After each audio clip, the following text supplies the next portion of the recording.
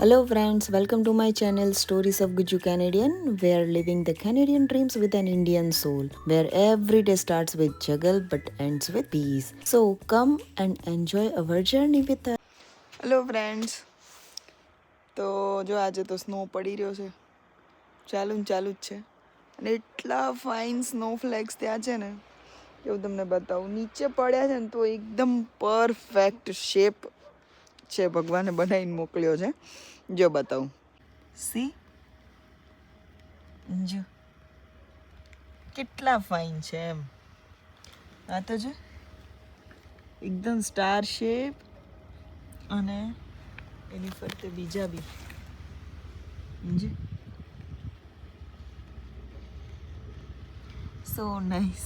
I feel so good. Yeah. See? અમારા ઘરની બહાર પડ્યા છે. એટલા ફાઇન છે ને. સો ઘરે પહોંચી ગયા છીએ. ડૉક્ટર અપોઇન્ટમેન્ટ છે આજે મારા ની માટે. ખબર નહીં ક્યારે સારું થશે, પણ વોકિંગ ને બધું તો રહે જ છે. ડૉક્ટર રેસ્ટ કરવાનું કહે. હવે આ કન્ટ્રીમાં રેસ્ટ ક્યાંથી થાય, હે ને? આજે તો મસ્ત બહાર સ્નો પડે છે, બધા જોયું રાઈટ. કેવું નહીં ભગવાનનું કે પરફેક્ટ જ બધું હોય એમ. પણ આપણને લોકોને ઘણી વાર એવું થાય કે સેટિસ્ફેક્શન નહીં હોતું. દરેક વસ્તુ જે આપણા જીવનમાં થાય એના પાછળ કંઈક ને કંઈક મહત્વ હોય.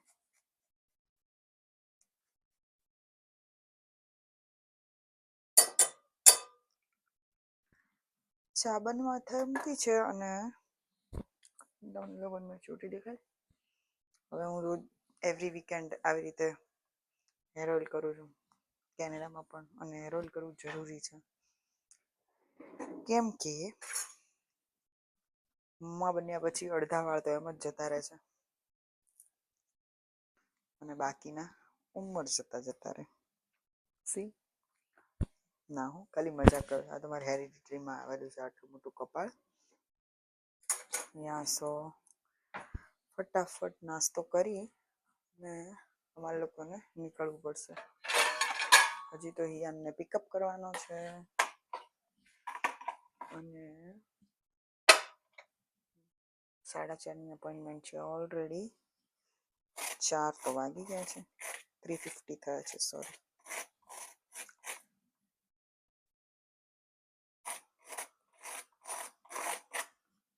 અને હા, આજનો મારો કેટલો ગોલ થયો છે એ જોવાનું રહી ગયું છે. Let's check. 10,000 સ્ટેપનો મેં સેટ કરેલો છે. એટલો થાય એટલે એક રિંગ પૂરી થઈ જાય. સો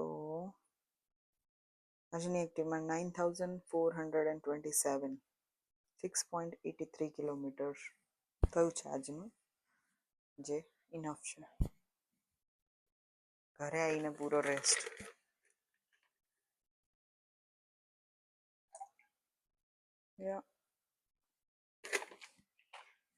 સો ઇટ્સ કોલ્ડ પીચર. પીચરમાં આવી રીતે મિલ્ક બેગ મૂકી અને દૂધ કેનેડામાં યુઝ કરવાનું. અહીંયા ગરમ ના કરવાનું, ઓલરેડી પાસ્ચ્યુરાઇઝ્ડ મિલ્ક જ આવે, એટલે એ કરવાની જરૂર નથી. ઇન્ડિયામાં આપણે કરવું પડે સ્કીમ્ડ મિલ્ક બનાવવા માટે, અધરવાઇઝ ફૂલ ફેટ મિલ્ક હોય અને એમાં ઘણા બધા બેક્ટેરિયાઝના અંતે બધું હોય, એટલે એને દૂર કરવા માટે આપણે દૂધને ગરમ કરવું પડે. બીજી મોટી આવી બેગ આવે, જેમાં 3 બેગ આવે. સો ઓલમોસ્ટ આમાં 4 લીટર દૂધ આવે.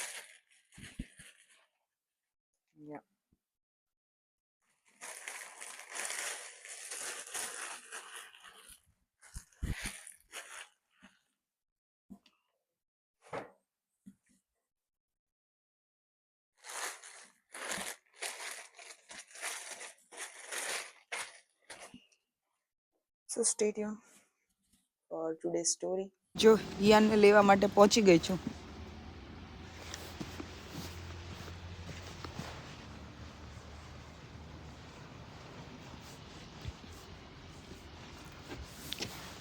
મારો બેબી વેટ જ કરે છે. ત્યાં જ છે ઘરે. વાવ રિયાન, મજા આવી ગઈ તને આજે? ચલ ક્લાસમાં. ચલ મારી રિયાનભાઈ આવી ગયા છે. ચલો જલ્દી ભાગો, ડેડી વેઇટ કરે છે. અહીંયા ફેમિલી ડૉક્ટરની અપોઇન્ટમેન્ટ લેવી મસ્ટ છે, તમને કંઈ પણ થયું હોય. બટ અપોઇન્ટમેન્ટ લીધા પછી પણ 10-15 મિનિટનો જે વેઇટિંગ પીરિયડ હોય છે એ તો આપણે પાસ કરવો જ રહ્યો. સો અમે લોકો અહીંયા ડૉક્ટરની વેઇટ કરતા હતા. તો સૌપ્રથમ જ્યારે આપણે અંદર જઈએ ત્યારે ડૉક્ટરની જે આસિસ્ટન્ટ હોય, આસિસ્ટન્ટ ડૉક્ટર એ આવે, આપણું ઇન્ટરવ્યૂ લે અને પછી ડૉક્ટર આવે અને આપણને કોઈ બી એક્ઝામિનેશન કે કશું બી સજેસ્ટ કરે. ડૉક્ટર અપોઇન્ટમેન્ટ પતી ગઈ છે મારી, અને મને યુએસજી કરાવવા માટેની, એટલે કે અલ્ટ્રાસાઉન્ડ ઓફ બોથ ની કરાવવા માટેની ચિઠ્ઠી લખી આપી છે. સો હમણાં ઘણા બધા ઇન્ફ્લુએન્સર છે કે લોકોએ બધા વિડીયો મૂકેલા છે કે કેનેડાની હેલ્થ સિસ્ટમ આવી છે. લેટ્સ સી હવે મને ક્યારે અપોઇન્ટમેન્ટ મળે છે. Right Jigar? Yeah, tomorrow you will get that appointment. Maybe not tomorrow, then on Monday.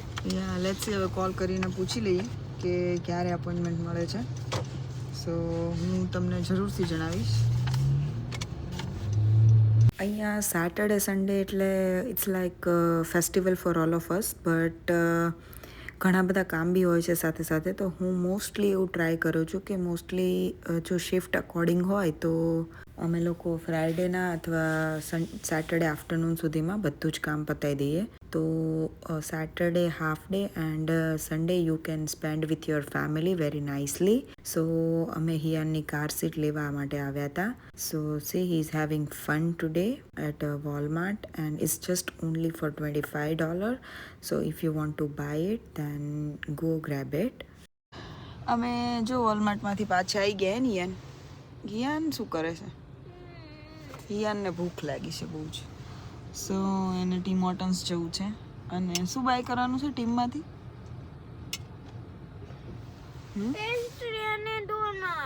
Pastry અને ડોનટ બોથ. પેસ્ટ્રીનું નામ આવડે છે? ભૂલી. Savoury pastry with garlic and herbs, right? That is your favourite. And હા, મેં અપોઇન્ટમેન્ટ લેવા માટે ફોન કર્યો હતો. તો એ લોકોએ મને એઝ અર્લી એઝ મંડેની મને અપોઇન્ટમેન્ટ આપી હતી. બટ મંડે મારાથી પોસિબલ થાય એવું નહોતું, એટલે મેં વેડનસડેની કરાવી છે. સો યા અલ્ટ્રાસાઉન્ડ અને એક્સરેની ને એ બધી તો અપોઇન્ટમેન્ટ મળી જ જતી હોય છે. But I am not sure about MRI, કેમ કે ભગવાનની દયાથી હજી એની તો જરૂર નથી પડી. બટ મારું એક માનવું છે કે it depends on location or in area which are you living. So એ બી થોડો ઘણો ફરક પડતો હોય છે કે જ્યાં પોપ્યુલેશન ઓછી હોય તો અહીંયા કંઈ ક્રાઇટેરિયા હોય છે કદાચ કે અમુક પોપ્યુલેશનમાં ક્લિનિક્સ એના અકોર્ડિંગ એ લોકો આપતા હોય છે. તો નાના ટાઉનમાં રશ વધારે હોય અને ક્લિનિક્સ ઓછા હોય તો બની શકે કે અપોઇન્ટમેન્ટ લેટ મળે. બટ અહીંયા એન્ડ વેઇટ ટાઈમ બી થોડો વધારે હોય છે. બટ એક વસ્તુ છે યાર કે ઇન્ડિયામાં પણ આપણે this is government like government institution kind of clinics, because અહીંયા ગવર્મેન્ટ જ રન કરે છે, સેન્ટ્રલ ગવર્મેન્ટ, રાઈટ? સો આપણે ઇન્ડિયામાં પણ જો સરકારી હોસ્પિટલોમાં જતા હોય તો ત્યાં પણ વેઇટ ટાઈમ એટલો જ છે, રાઈટ? કે તમારે ત્યાં બી હું ખુદ ગવર્મેન્ટમાં સર્વ કરતી હતી જ્યારે ઇન્ડિયા હતી ત્યારે એઝ અ મેડિકલ ઓફિસર. તો ત્યાં અમે લોકો બી જતા હતા સિવિલમાં બચ્ચાઓને લઈને. ફ્રી ઓફ કોસ્ટ ટ્રીટમેન્ટ એ લોકોને અપાવવાની હોય ગવર્મેન્ટ તરફથી. જેમ કે કોઈને ASD છે, VSD છે, કોઈને હાર્ટમાં પ્રોબ્લેમ છે, તો અમને લોકોને મહિના, 2 મહિના, ક્યારેક તો 6 મહિના પછીની બી અપોઇન્ટમેન્ટ મળતી હતી. અને જ્યારે અપોઇન્ટમેન્ટના દિવસે લઈને જઈએ, જો સપોઝ બચ્ચાને શરદી ખાંસી હોય કે ટૂથમાં કેરીઝ થઈ ગઈ હોય તો એ લોકોને ઓબ્વિયસલી સર્જરી ના કરે, કેમ કે એ બી એમના પ્રોટોકોલ્સ પ્રમાણે રાઈટ નથી કે ઇન્ફેક્શન ઓલરેડી બચ્ચાને જેની ઓલરેડી ઇમ્યુનિટી વીક છે અને એમાં હાર્ટ સર્જરી કરવી યોગ્ય નથી. સો એવામાં એ લોકોને બીજી ડેટ મળે, રાઈટ. સો સેમ થિંગ અહીંયા પણ એવું જ છે કે ગવર્મેન્ટ હોસ્પિટલો છે તો એમાં થોડો વેઇટ ટાઈમ ઓબ્વિયસલી ત્યાં કરતાં થોડો વધારે છે, બટ મારું એવું માનવું છે કે મળી જાય છે એમ અપોઇન્ટમેન્ટ. એક વખત અમે લોકો ઇમરજન્સીમાં બી ગયા હતા. હિયાનને લઈને હું ગઈ હતી, જીગર માટે અમે ગયા હતા. તો 4 થી 5 કલાક જેવું થાય, બટ બધા જ રિપોર્ટ્સ, બધું સ્કેન, બધું થઈને તમને ફાઇનલ જે બી કન્ક્લુઝન હોય એ કહે અને મેડિસિન કે એના પરથી પછી ડાયગ્નોસિસને એવું કરે ને પછી મેડિસિનને એવું લખી આપે ને પછી ઘરે મોકલે. So this is my experience. આ હું મારા એક્સપિરિયન્સથી કહું છું. હું કોઈના જે એક્સપિરિયન્સ થયેલો હોય એને ડિનાય નથી કરતી, બટ આવું બી છે અહીંયા. એન્ડ અહીંયા અમે લોકો ટીમ હોર્ટન્સ પહોંચી ગયા છીએ. સો ટીમ હોર્ટન્સ અહીંયા મોસ્ટલી બધાનું જ ફેવરેટ છે, કેમ કે અફોર્ડેબલ પણ છે અને થિંગ્સ પણ સારી હોય છે. But right now I am in little bit I just want to avoid my caffeine intake, so I'm not having that much. In fact, I didn't have coffee since 6 months. Yeah. So yeah, Hiyan bhai તો બહુ જ ખુશ છે કેમ કે આજે એમની favourite વસ્તુ લઈ રહ્યા છે. ગાર્લિક સેવરી પેસ્ટ્રી અને આ donut, vanilla tea donut. Okay. Can you please give it order? Here. I will. That's it. Take.